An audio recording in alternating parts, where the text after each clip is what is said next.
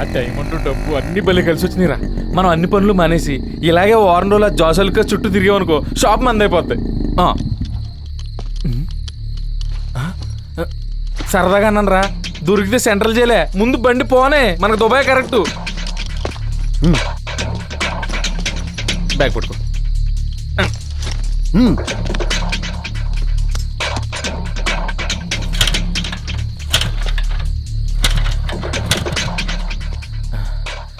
Petrol అయిపోయినట్టుంది. పొద్దున్న petrol కొట్టించమని 500 ఇచ్చా కదరా. అంటే దుబాయ్లో పెట్రోల్ చీప్ అని. ఎరా చంటి, దుబాయ్లో పెట్రోల్ చీప్ అని ఇక్కడ కొట్టించడం మానేస్తావా?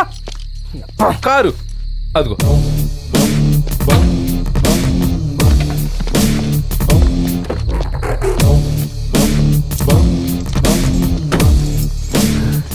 తీసుకున్నారా? మరి ఇంకెందుకు ఆలస్యం, పదా.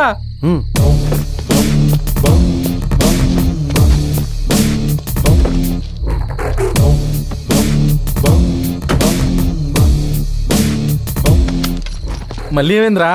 చెప్తా.